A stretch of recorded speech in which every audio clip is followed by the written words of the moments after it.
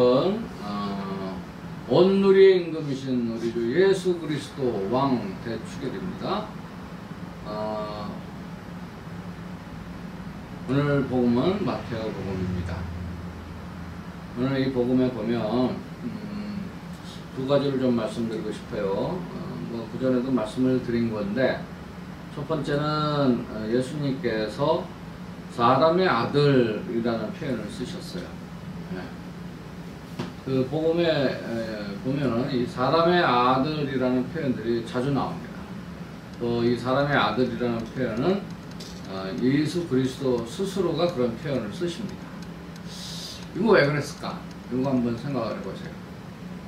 사람의 아들을 왜 자꾸 나는 뭐 이럴 것이다 이렇게 하면 되는데, 사람의 아들은 뭐 머리 웃을 것도 없을 것이다 뭐 이런 표현들을 쓴단 말이죠. 이것은 예수께서 사람의 아들이라는 것, 인간이라는 것을 강조하시는 듯 합니다. 그래서 이거를 제가 좀 묵상을 해봤어요. 그랬을 때 왜 이것을 자꾸 강조를 하실까? 그래서 예수님의 그 공생활 초기부터 좀 이렇게 묵상을 해보면요, 여러분들도 기억하시겠지만 예수께서 이제 뭐 이렇게 제자들도 부르시고 막 이런 그 초기, 공생활 초기에 보면 그 나타넬, 이제 예수의 제자가 되는 그 나타넬, 그 사람이 그 어떤 얘기를 하냐면 나자렛에 뭐 대단한 게 나올 거야 뭐 이런 표현을 써요. 기억나시죠? 네. 네. 그건 뭐냐, 나자렛은 그 팔레스타인 지역의 그 시골 동네란 말이에요. 그 시골 동네에서 뭐 대단한 게 나오겠냐 뭐 이런 업신여기는 그런 표현이죠.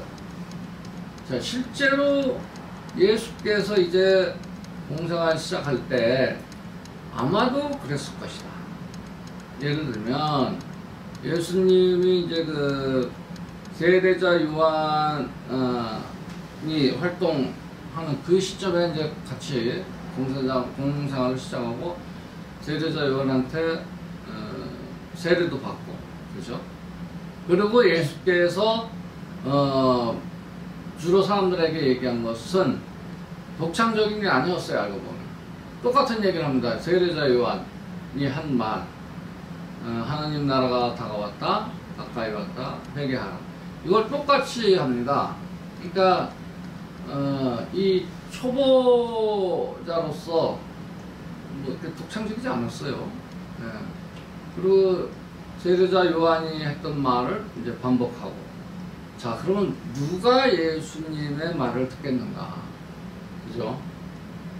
별로 눈에 띄지 않는 설교자지. 뭐 똑같은 얘기 하니까. 또 나자렛에서 왔다고 하니까 그 시골에서 뭐 저 청년이 뭐 대단한 것도 아니고, 이런 그야말로 업신여김을 받았을 거라는 생각이 듭니다. 우리가 추정할 수 있어요. 자, 그런데 예수께서는 뭘 하시냐? 그 이후에 병자를 고치신단 말이에요. 병자. 이게 말빨이 안 먹히니까, 응? 병자를 고치고 마귀를 내쫓고 안진뱅이를 일으키고 소경을 눈뜨게 하고, 그러니까 결과적으로 어떻게 돼? 5,000명을 몰고 다니신다니까. 완전 셀럽이 된 거예요. 그 사람들이 왜 그러면 예수를 쫓아다녔냐? 그런 치유의 기적을 일으키니까 치유 받으려고 그냥 막 몰려가는 거야. 자, 여기서 그러면 예수께서 이제 그런 능력을 보여주시니 사람들이 저 사람은 저런 능력이 있는 분이니 이제 그 말씀에도 어떤 공신력이 있는 거예요. 예수님께서 저 복음 선포를 하시는데 저것을 믿을만 하구나, 이런 생각이 든다는 거죠. 자, 그런데 이 5,000명까지 늘어나고 막 이러니까 한번 생각해 보세요. 5,000명이 한꺼번에 모이면요, 그 당시에는 어마어마한 숫자 아니겠어요? 물론 우리 광원에서 시위하고 그러면 100만도 모이고 그랬는데, 그 당시에는 5,000명이라도, 그리고 5,000명, 그 장정만 5,000명이잖아요. 그럼 이제 가족들 치면은 최소한 10,000명은 모였다. 여러분, 이 10,000명을 모으기는 이건 현대에서도 굉장히 어렵습니다. 사실. 유튜브 해가지고, 1,000명이 넘어야 이제, 그 뭐죠? 유튜브가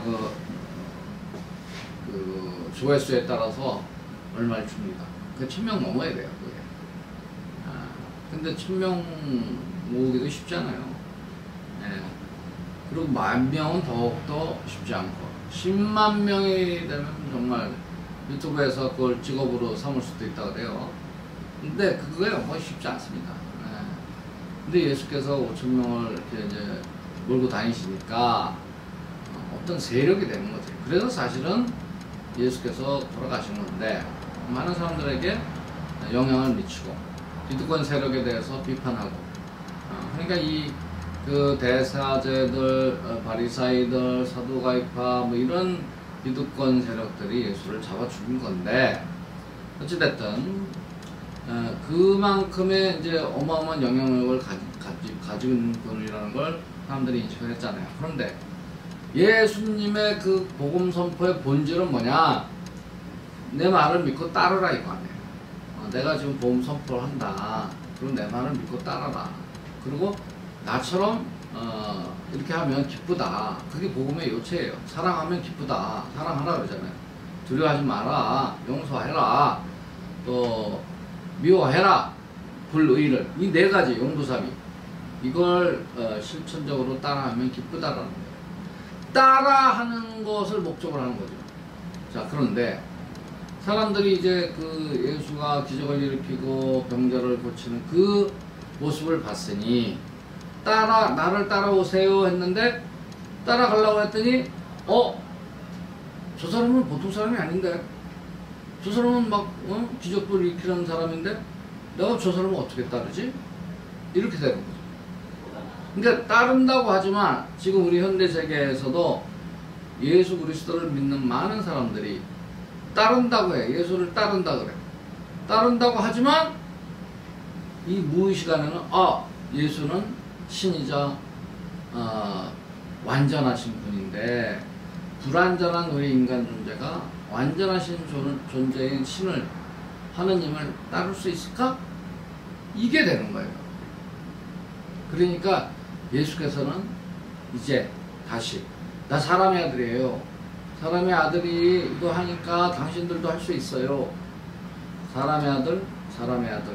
이걸 강조합니다. 그래, 사람의 아들 예수가 한 것이니 나도 할 수 있다. 이렇게 되는 거죠. 그리고 이게 조금 길어지지만 한 말씀 더 하면, 불교에 부처를 만나면 부처를 죽여라. 이런 화두가 있어요. 네. 그건 뭐냐? 네. 이 불교는 하나님이 없고, 내가 스스로 선한 일을 하고 또 그 선도 하고 묵상 또 선을 해서 선종 아니야, 선. 그래서 뭔가 깨달음을 얻고 부처가 되는 건데, 이 부처가 되는 걸 이제 만났다고 치는 거죠. 그래서 부처를 만나면 부처를 죽여라. 내가 이제 부처가 됐어. 나 기쁘다. 나 부처 됐어. 깨달은 자다. 하고 여기서 좋아하고 끝이면 부처밖에 안 되는 거예요. 그러니까 부처를 죽여라 그러는 거예요. 거기서 더 정진해서 부처를 뛰어넘는 사람이 되라는 거죠. 그거 대단한 겁니다. 네. 그냥 끊임없는 정진을 하는 그 불자들의 그 마음가짐이 있죠. 그걸 넘어서라. 부처를 넘어서라는 거야. 자, 근데 예수님도 똑같은 말씀을 하십니다. 제가 이 60평생 살아오면서 아무도 이걸 강조를 안 해주셨어. 그 누구도. 예. 제가 신학 공부하면서도 그 어떤 교수도 이걸 강조하지 않았어요. 제가 묵상을 하다가 깨달은 거예요. 요한복음 14장을 읽으세요. 거기 나와요. 어떤 얘기가 나오냐? 부처를 만나면 부처를 죽여라. 이 말씀과 비슷한 얘기를 하십니다. 예수께서 내 말을 믿고 따르면 내가 하는 일을 할 뿐만 아니라 나보다 더 큰 일을 한다. 이 말씀을 하십니다. 대단하지 않습니까? 예. 여러분들이 자꾸 예수를 신격화시키면 따를 수가 없어요. 예수는 100% 신이자 100% 인간이다. 이걸 우리가 고백하고 믿는 겁니다. 그러고 따르는 거예요.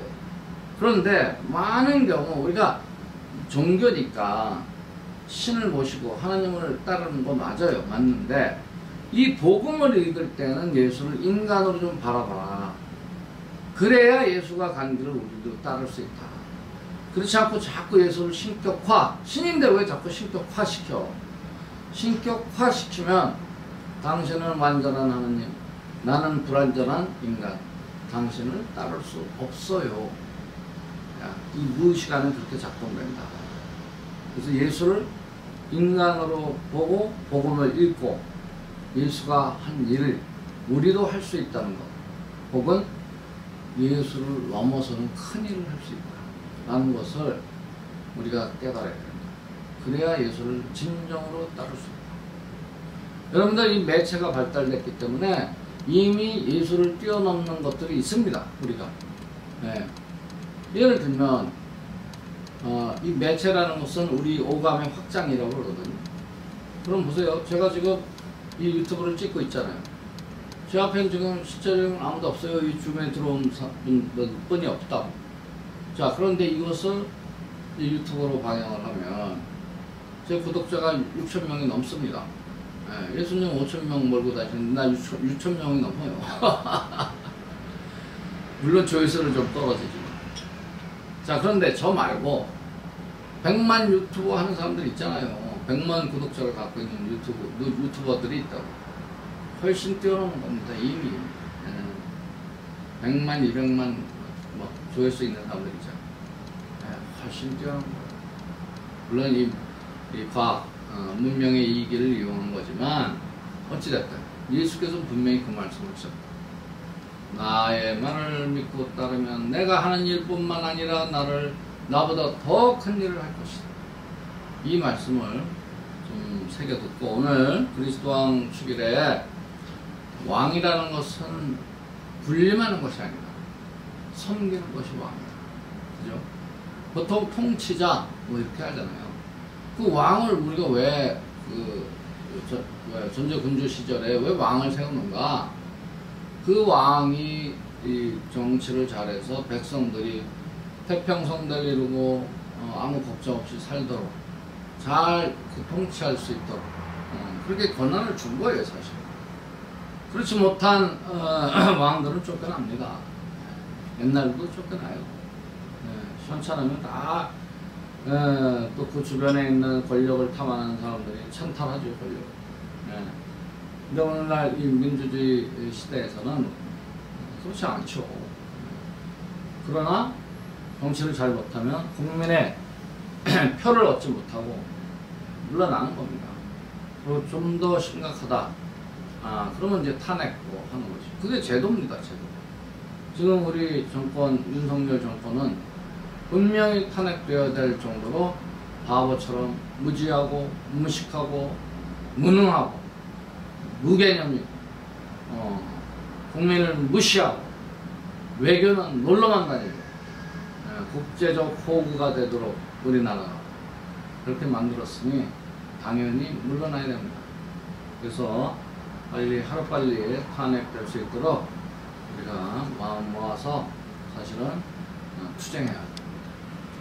민주주의 깨어있는 이 민주주의 시민들이 외치고 싸워야 합니다. 여론을 형성해서 바보 같은 대통령 또 그 가족들 장모는 벌써 감옥에 가 있잖아요.